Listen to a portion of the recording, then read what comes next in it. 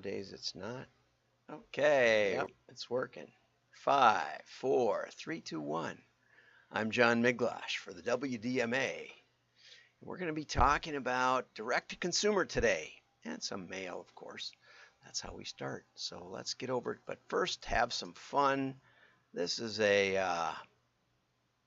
commercial I've never seen and about a product I've never heard of, but we're going to be talking about it with Mark Ritson. So that ought to be fun. So here we go. Let's see. Click, click. I made this for you, Dad. Made this for you. Dude, you're better than this. I think this calls for a dude wipe. Dude wipes. Dude wipes are non-woven, dispersible man wipes. That's astrophysics for suck-it toilet paper. And unlike other wipes, dude wipes are fragrance-free, so you don't get blindsided by a buttload of lavender. So fragrance Now that's free fresh. wipes. So, stop being a dick to your ass by going to dudeproducts.com, pick up a dude wipe, and take Dude it. products To the hole. direct to consumer. It must be it was on Shark Tank, and Mark Cuban must have invested in it because he put himself in the commercial. Oh my gosh. Now that's fresh. Come on, dude, take it to the hole. Okay, well, anyway, so I think it's an interesting product, especially since, you might, even for babies, you might have to dispose of a wipe it's easier to dispose of it in a toilet if it's flushable. And so they are, and they've pioneered a new category, to say the least. Okay, let's find out where we go from here. Okay, we clip this off. And yep, here we go. Okay, so first off, I wanted to just talk about Walgreens. Was going to talk about them yesterday. They've got disappointing sales. It's grown a teensy weensy bit, but not the store sales so much as the other medical affiliations that they've been building with the Walgreens Boot Alliance. This is called, and it's a kind of they call it a global alliance. I don't know that much about it, but they're trying to transform Walgreens into a more of a total health provider, okay, and it increases sales as it consolidates recent healthcare acquisitions. And they make a point on their website of saying that 85% or something of the U.S. population is within 5 miles of a Walgreens. That's pretty amazing. Now where I'm from, we probably have, let's see, yeah, well, no, we have two within 7 miles, probably 3, 4 that I can think of within 10 miles. So I'm thinking most people wouldn't go even that far. But anyway, when you've already reached the whole country, then you got to come up with some other ways to grow. If you're going to grow your total overall sales, then you got to spend some of your profits and buy somebody else. So they've been doing healthcare acquisitions, and the sales for its third quarter, which is we're right in coming into the fourth quarter. The fiscal year starts August 31st, I think. Its third quarter sales rose 8.6% to $35.4 billion, exceeding expectations. Driven by its solid core business and its rapidly scaling healthcare growth engine. Retail sales, however, dipped 0.2%. Dropped 0.2%. Pressured by tobacco sales. Now, I know I used to be able to buy cigars and pipe tobacco at Walgreens, but I don't think they've sold that, at least where I'm from, for a while. So maybe they dropped it finally. It did seem to be a little bit paradoxical that they would be selling,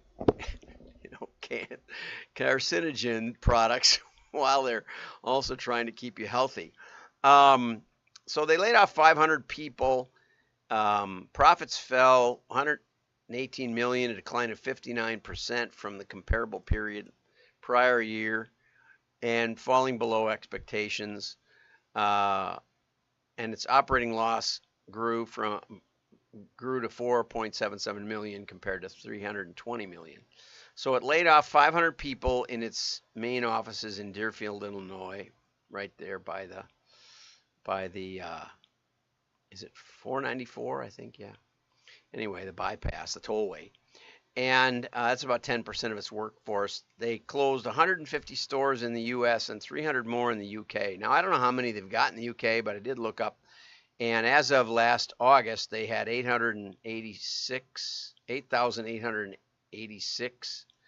And so that's, and in 2020, they had over 9,000. So they went down about 150 last year, or in the last 2 years, and now they went on another 150. And I know that they were hit pretty hard. In Minneapolis, one of the stores that got destroyed was nearby where my kids used to live. Now they've moved out a little more out of town. Continued growth stemming from prescription sales, but better front-end results. It's trying to get better front-end results as it revamps its merchandise. They blame consumer pressure. Consumers are more price sensitive. Walgreens offers more convenience, so it charges premium for its retail items, not in favor by its consumers. And vaccinations are down. I printed out some comments. So if you go to wdma.org and subscribe, which is free, you can get the show notes every day, marked up articles, but these are too small for me to read on here. But one of them said that Walgreens has lost touch with their customers. This is from a shareholder. This was on the Yahoo story about it, whereas this one was from Media Post, Sarah Mahoney. So on Yahoo, they had about 15 comments. And this stockholder and customer said that they'd lost touch with their customers, emailing them repeatedly, telling customers what Walgreens wants to tell them, not what consumers want to know or want to hear. They said there was somebody chimed in and said there was a botched IT reorganization, which has basically shuttered their automation efforts. And so anyway, interesting thoughts on that.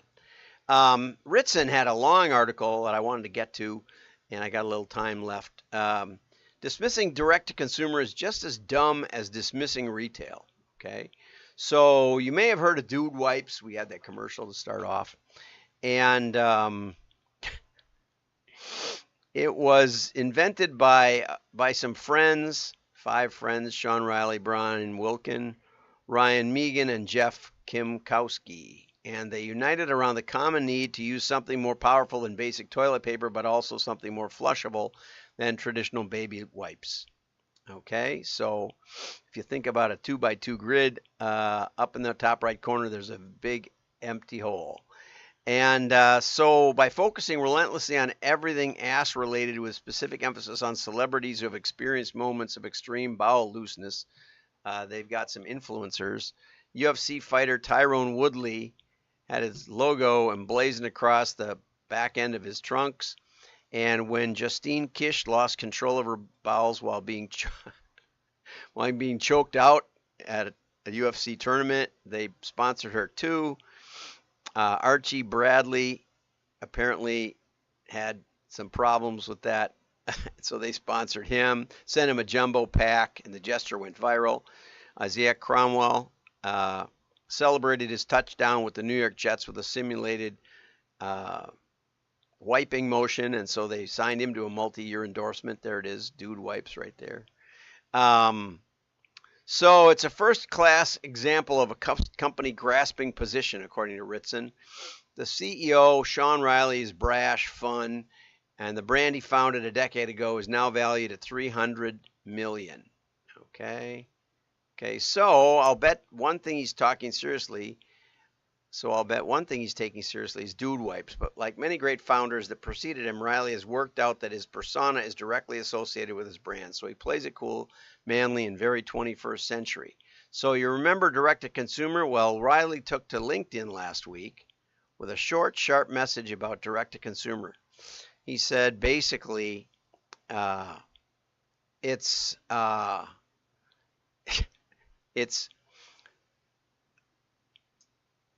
had it. Okay, so each brand starts out strong with a backstory embellished for Instagram, but each is usually followed with the same basic direct-to-consumer playbook. Enter an established category, make up a bunch of baloney about how revolutionary your brand is, only spend money on digital communications and sell directly through your website, and never ever use wholesalers and retail because they move too slow.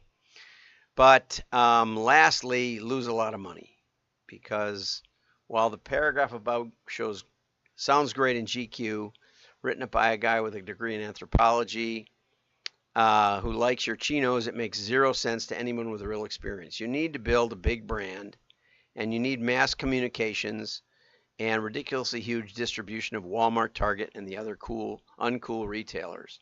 So Sean started posting with the dreaded acronym DTC, and stop wasting time and money on DTC.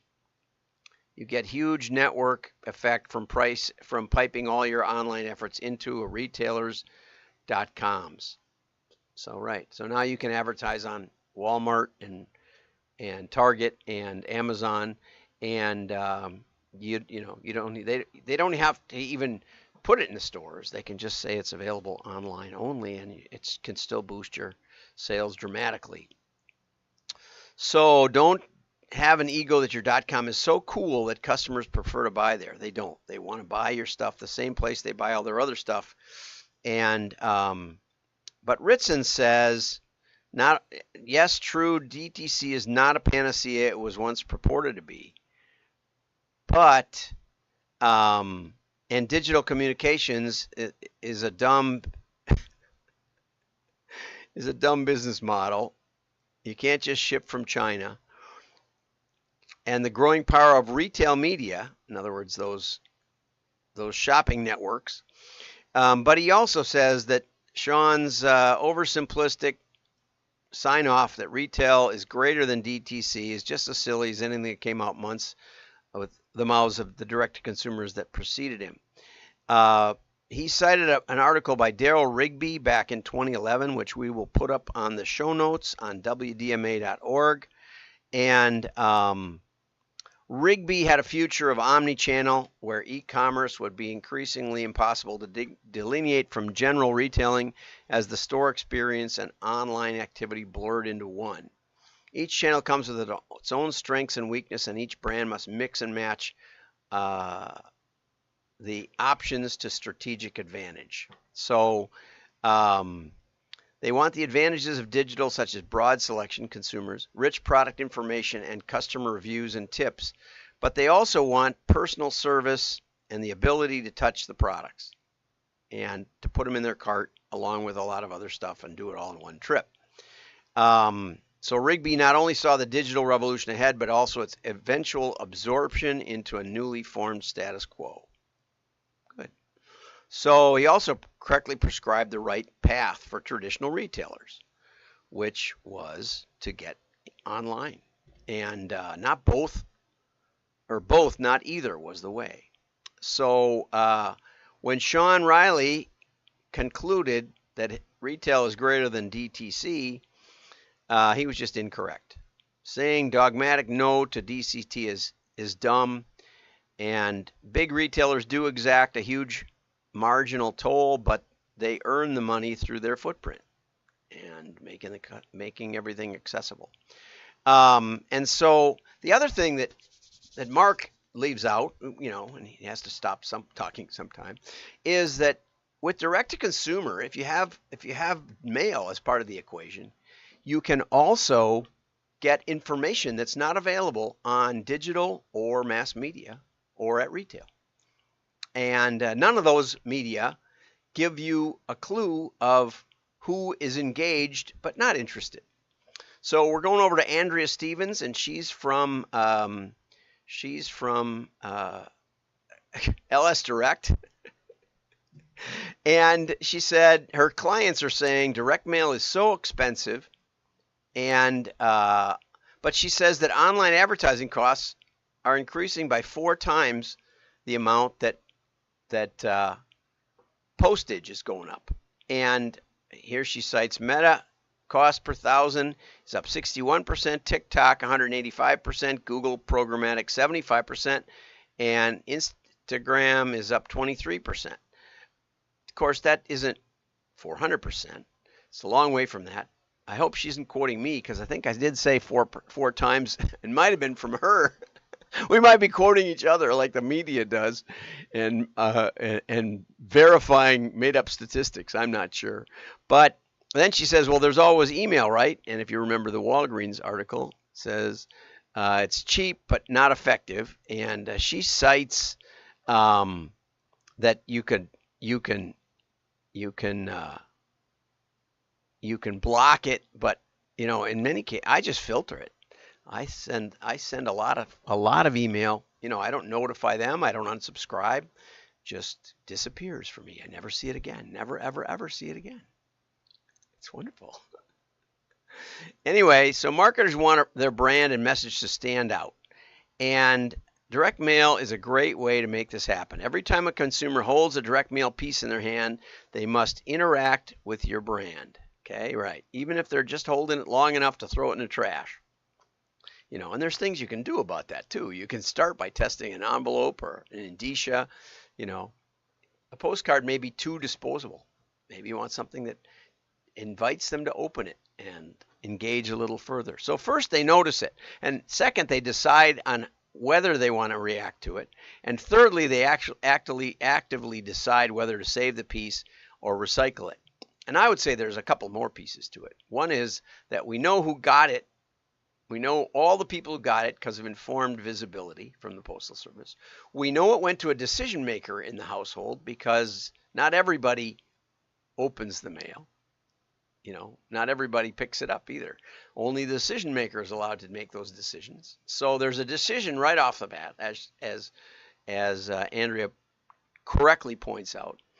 And there's also a decision in many cases whether to buy or not, or to become a lead or not. And so we cut through a lot of that clicks and views and all the things that the digital people are so fond of. So mail has engagement, even, and one advantage of the postcard is that you see it, you throw it away, see it, throw it away. Maybe it's for tree service. See it, throw it away, see it, throw it away. And then all of a sudden a hurricane comes through. And all of a sudden, the only one you remember is that one that you've been seeing and throwing away. So excellent piece of information by Andrea. And your marketing budget should effectively include both online and offline marketing programs. Oh, and so when we know that your message got delivered and engaged with by a decision maker, then we also know who engaged and did not buy. And that allows AI to work. So if you want to do AI, and a lot of people are talking about it today, you need a labeled data set by humans. And direct mail baked in has the labeled data set of engaged non-buyers and engaged buyers. And your AI then can tell you the difference and tell you what your offer, who your offer appealed to, and you can understand their demographics, which leads to greater testing, greater understanding, much greater than you'll get from just direct-to-consumer digital or from retail, where you send it to a warehouse and you don't know who buys it. So have a great day. Like and share. Your friends